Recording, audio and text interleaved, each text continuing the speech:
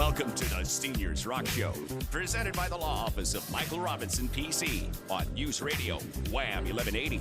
The Seniors Rock Show, a lively weekly discussion shining a bright light on aging with fun, entertainment, and important info for all adults. Join in with your comments or questions. Call or text 222-1180 or 1-800-295-1180. Now from the News Radio Wham 1180 studio in downtown Rochester, here's your host, Joanna Palvino.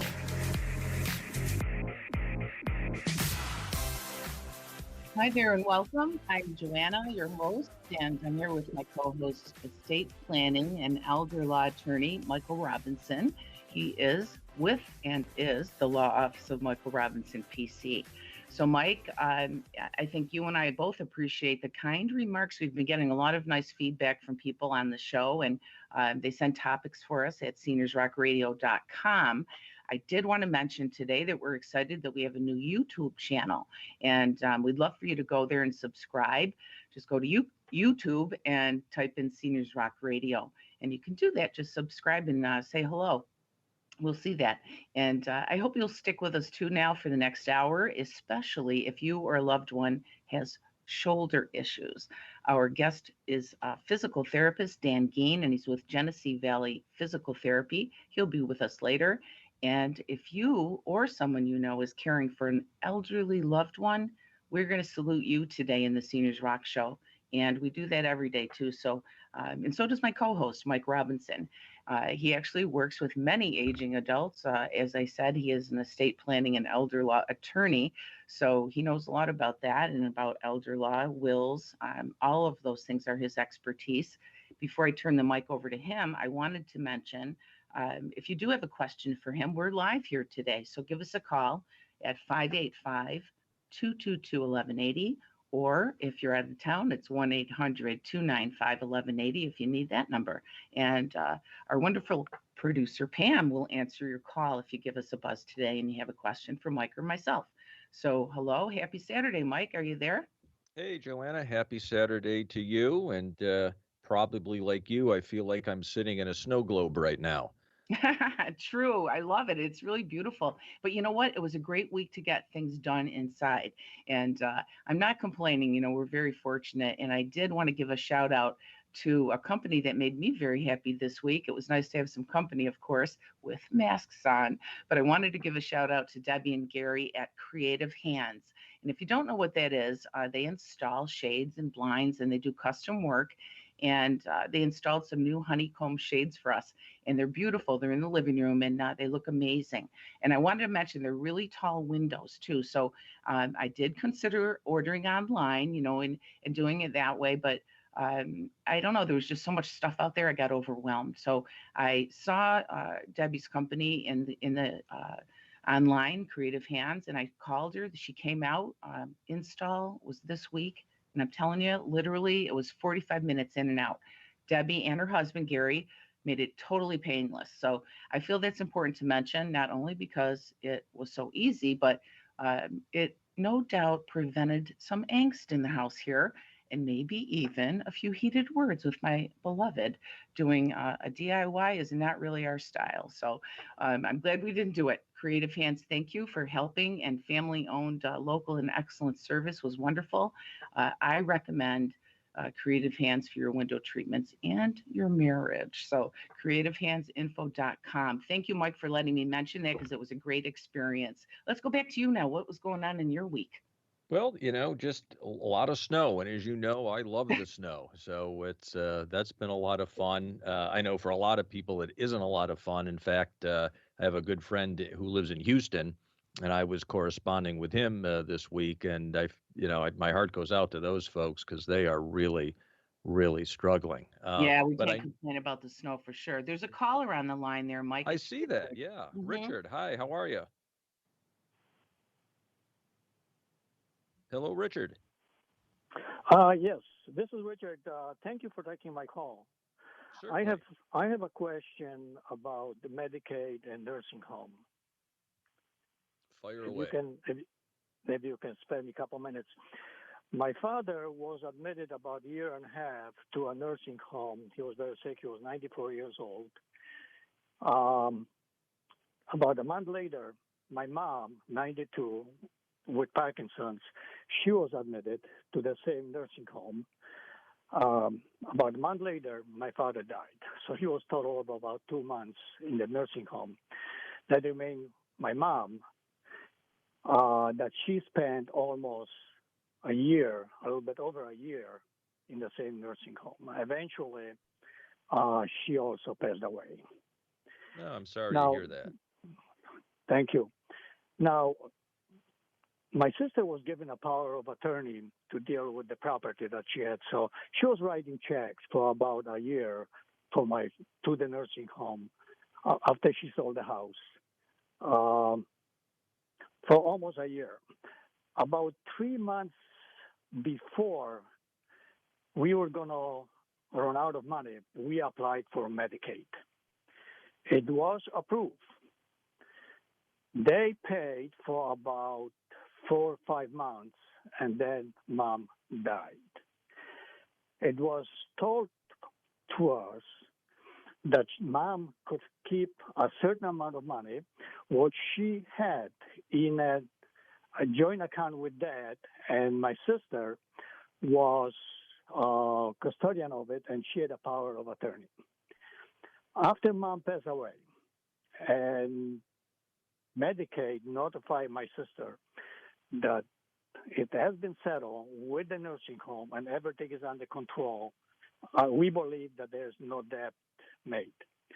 So the question is, since there is some money left in that checking account that it was initially mom and dad, and my sister had a power of attorney, there's also about $3,000-$4,000 car that is still in it. So now, does Medicaid have anything to do with the money that is now frozen in the bank and the car that we possess? Altogether, that would probably come to about $15,000. Do they have any rights to put their hands on that money or on that car?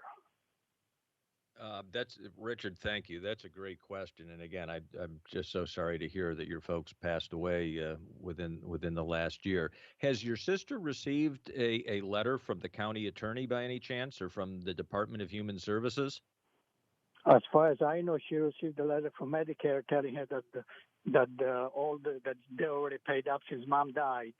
They paid up, and they are, I guess, they are all set with the nursing home. But it still remains this question about the money that she was allowed to keep for the expenses, for the upkeep of the car, insurances, birthdays for the grandson, grandkids, my sister and me. It depleted a little bit, but there's still between the car and the amount of money in the checking account that it's frozen. She tells me it's frozen. Can Medicaid attach themselves to it 3 months after mom died? And what to do with the money that is in a checking account and it's supposedly frozen? Yeah, and that's Richard. You bring up really what is a very important issue for people to understand with Medicaid. The county actually does have what's called a right of recovery um, to recover a deceased person's assets if they were receiving Medicaid. But it does depend on some details in terms of how exactly were those assets titled. And generally speaking, if the assets were in the individual's name and not held jointly with another living person, then those are going to be subject to estate recovery by the county. So whether or not that would be the case in your particular situation, I don't know.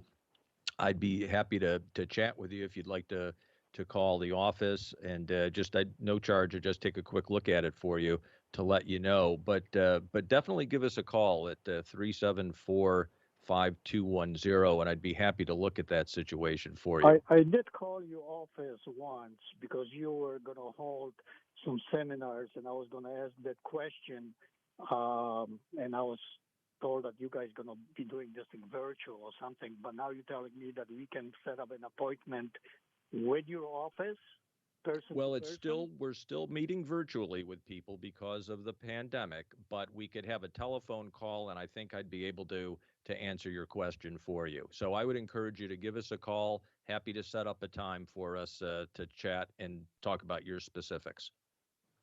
So they can, you're saying that the recovery thing, that they can attach themselves. And as I said, there was a joint account, checking account with mom and dad. They both passed away. Yeah, and I understand and my that, sister and had the that's, power of attorney. yep, and that's where I think that they may have a right, but again, I can't tell you that specifically without having some more information and getting a look at an account statement. But please call the office because I'm happy to do that for you. And again, the number there is 374-5210.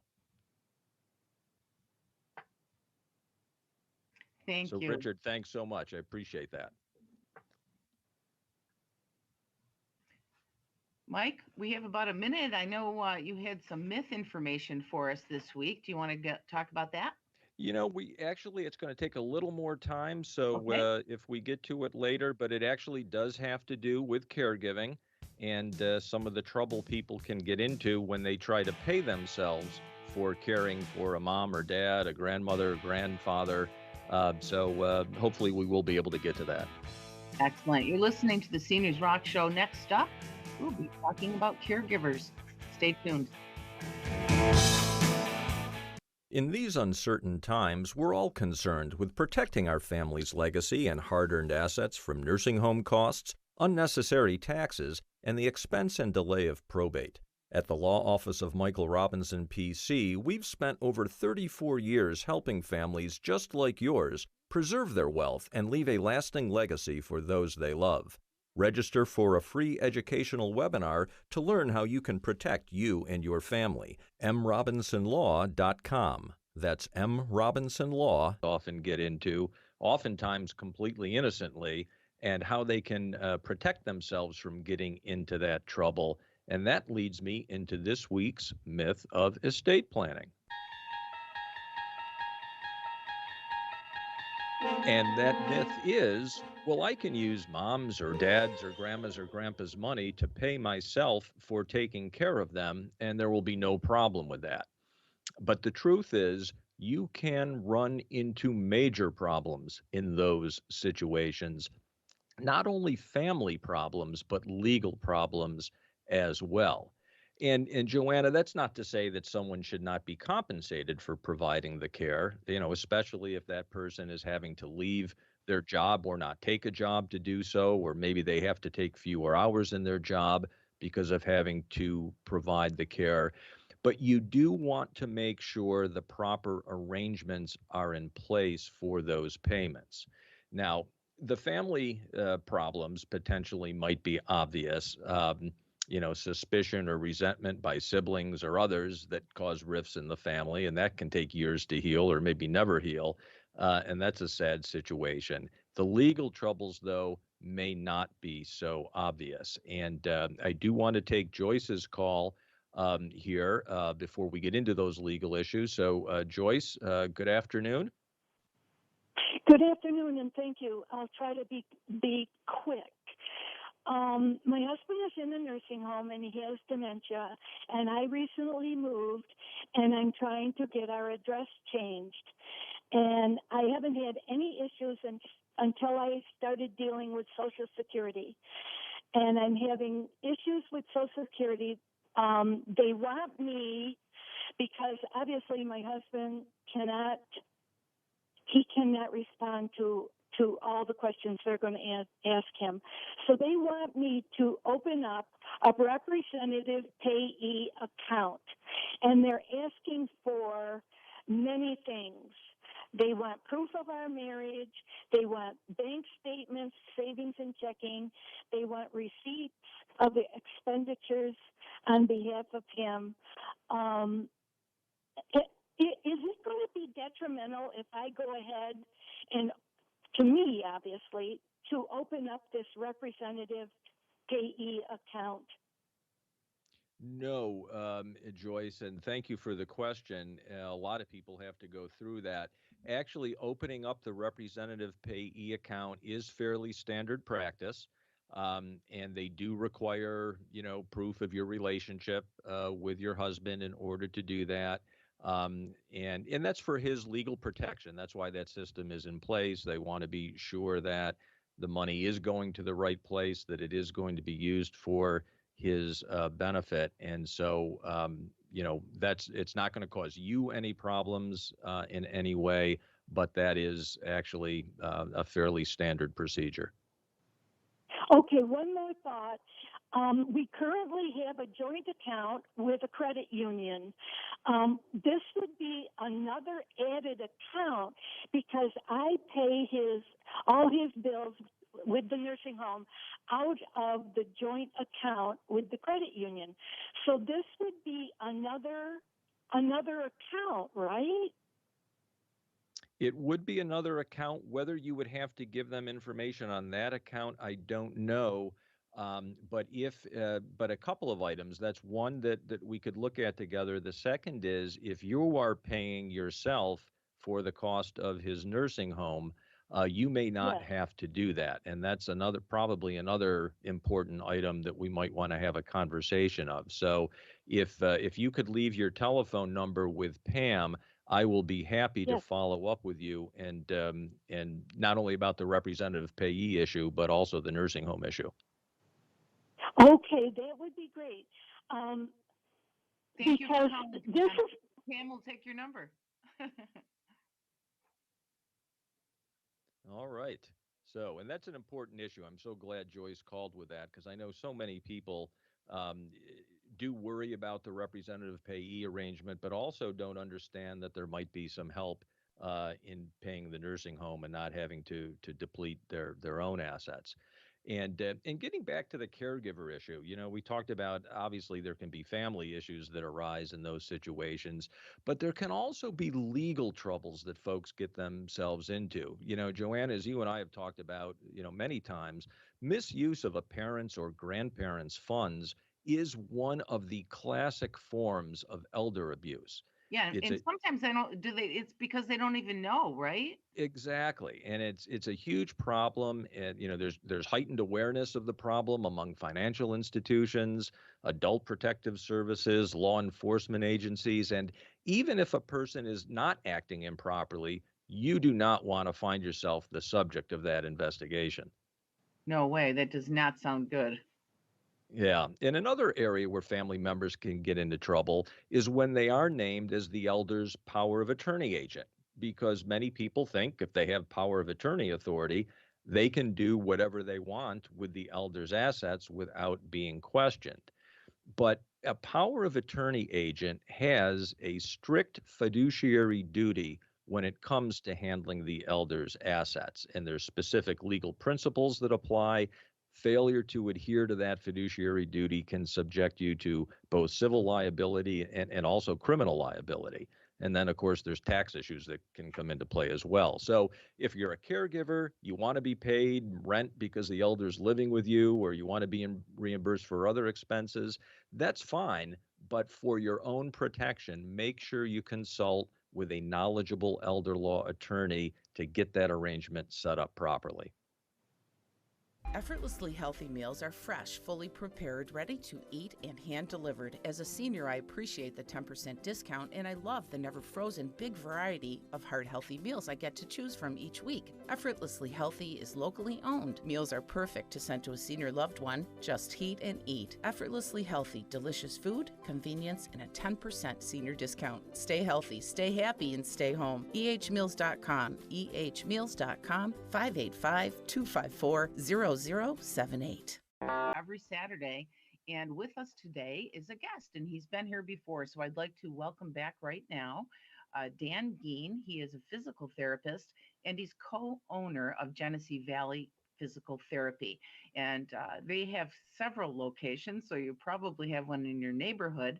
Dan's been practicing himself as an orthopedic physical therapist and providing rehab services for over 30 years. So, Dan, I don't want to divulge your age by saying that, but how you doing? I'm great, Joanna and Mike. How are you guys today? Good. Real well, Good. Dan. Yeah, I think So you should many get. things. I don't care about my age. I'm 57, right? Someone could do the math. Oh, you're a Right? kid.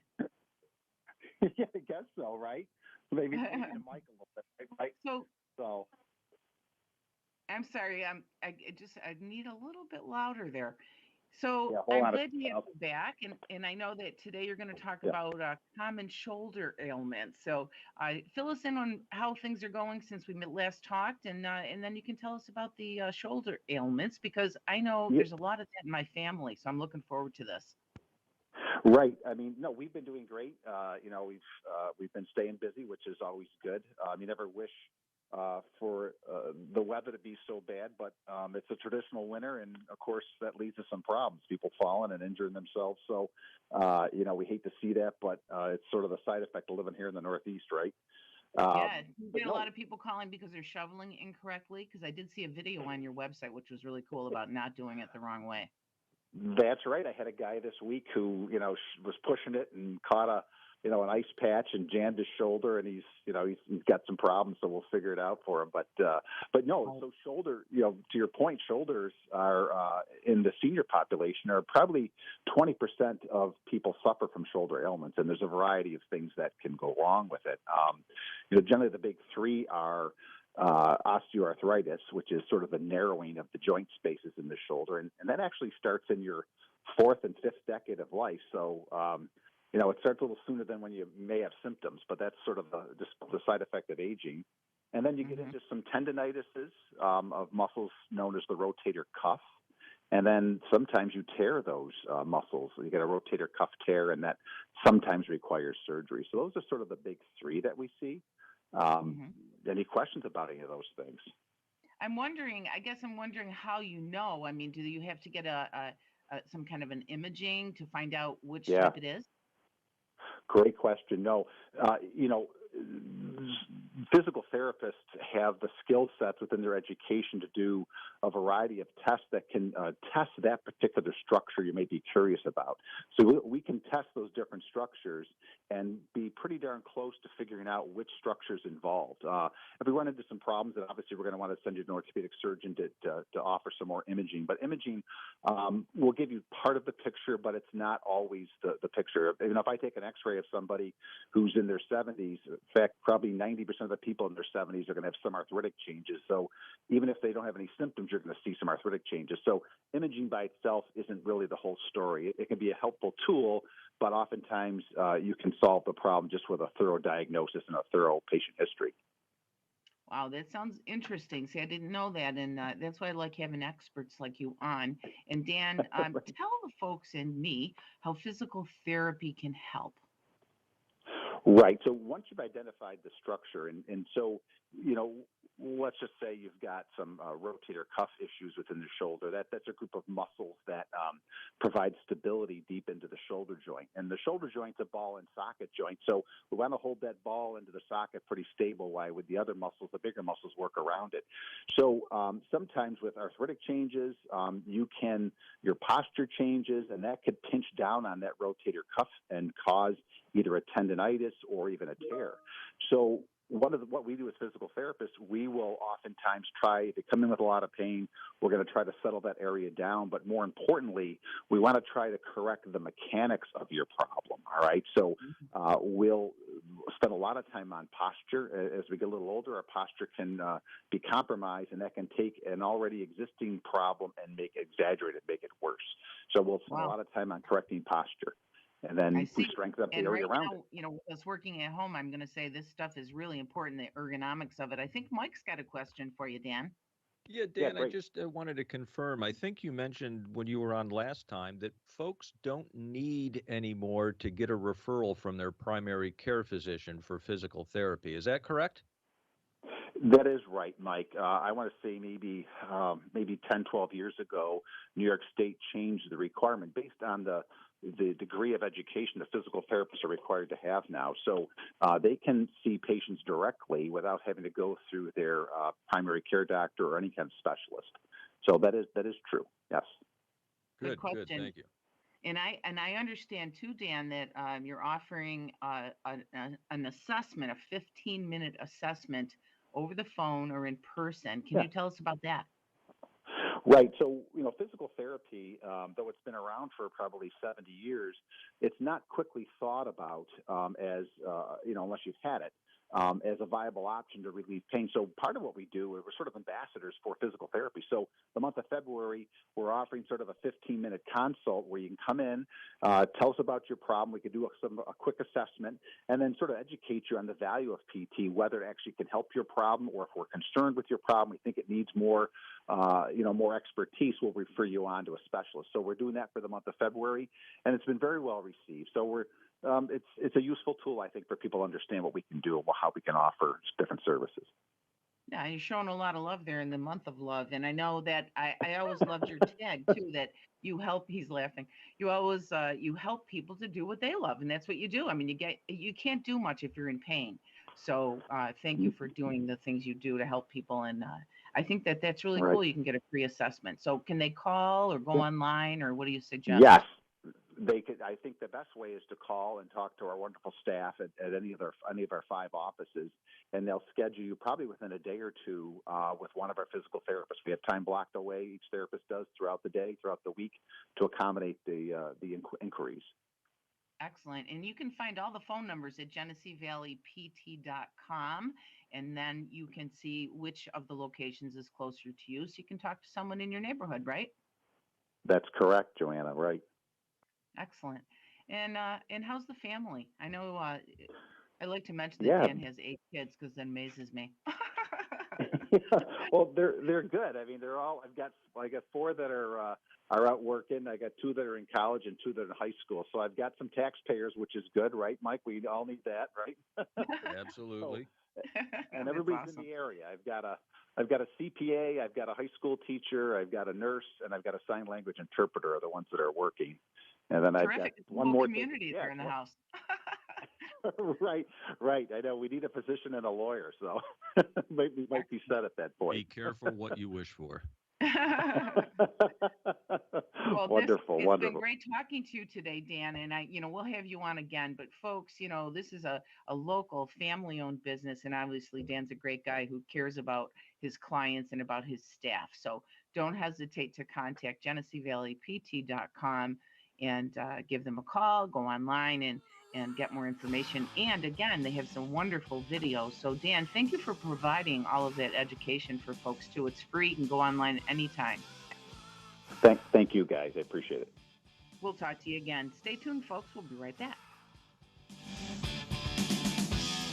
Do what you love, we'll help you get there. Genesee Valley Physical Therapy. Hi, I'm Dan Geen, physical therapist and owner of Genesee Valley Physical Therapy. And daily, I'm so humbled by the great reviews we get from our patients, like this one. I'm John. I'm a professional firefighter, a scuba diver, a musician, and a granddad. Firefighters are industrial athletes, and over my 26 years at it, I've had opportunity to injure myself a lot. I really can't say thank you enough to Genesee Valley Physical Therapy for making sure I can get out there and keep living life. Thanks for the great review, John. And folks, please remember, you don't need a referral to see us, and we adhere to strict CDC guidelines and even offer telehealth visits if you prefer. Call us or visit GeneseeValleyPT.com today. There's a convenient location near you, including our newest location in Pittsburgh at the Bushnell Basin office building.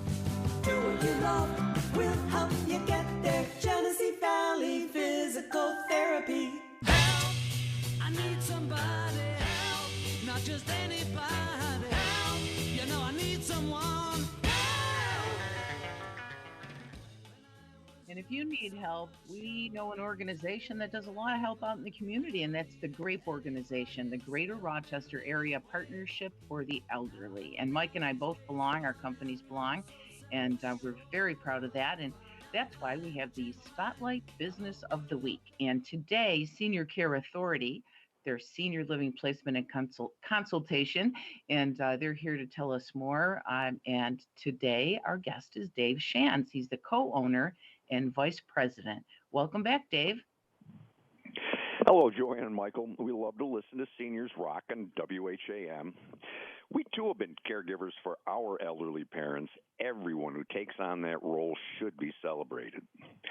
Good afternoon. My name is Dave Shantz. I'm here to tell you about Senior Care Authority, a local full-service senior placement agency in Fairport. We help seniors and their families who need to transition a loved one to some form of senior housing. We work with independent living, assisted living, and memory care communities in Monroe and all surrounding counties. Do you have questions about the various options available for senior living in our area? Some of the most common inquiries we receive are questions like, what is independent living? Can I get help there as I age? Well, yes, some communities, but the support is a la carte. Mom falls a lot. What happens if she falls in an assisted living community? Well, it depends. Can she get up by herself? If not, does the community have an enhanced care license? Another question is, Dad has been diagnosed with dementia. Does he require memory care? Well, that too depends. There's residents in independent living, assisted living, and skilled nursing that have dementia. It all depends on the stage of the disease, prognosis, and the individual's capabilities. And is an assisted living community like the nursing home my grandmother was in and we all hated? Well, very unlikely. Nursing homes are for seniors who require 24/7 medical care. Most assisted living communities are vibrant and active environments for their residents. One call to Senior Care Authority can answer these and any question about senior living options in this area. There's usually no cost for Senior Care Authority to help your family find independent, assisted, and memory care placement. The communities we work with will pay our fees on your behalf. We work with more than 50 communities in the greater Rochester area and can help you understand what the differences are between all communities and which communities match your care needs, personal preferences, and budget. Best way to reach us is at 585-666-3040. Again, that's 585-666-3040, or find out more at seniorcare-rochester.com. That's seniorcare-rochester.com. Thank you so much, Dave Shantz, for joining us today and for giving us that great information. All of it very good, and all things that you need to know when you start to look for senior communities or help for a loved one. So it's very, very good that they're there, Senior Care Authority, to help families. So thanks for that work, and thank you for being a member of GRAPE. And folks, if you're interested in learning more about GRAPE or becoming a member yourself, you can go to grapeelder.org. And that was really good. Now, Mike, we're going to go back to the caregiver thoughts. We have a few more minutes, and I know we were talking about how yesterday was National Caregivers Day, and we want to honor millions of caregivers, and they work all over the world. And, caregiving is so prevalent right now that there's a good chance that everybody who's listening knows at least one caregiver. And I'll give you some stats because I know you like that. In 1973, Monroe County, we'll get local here, had about 97,000 adults that were age 60 plus in the county. And about 50 years later, which is now, almost 50 years later, the number has almost doubled. So that's a lot of folks that are getting older.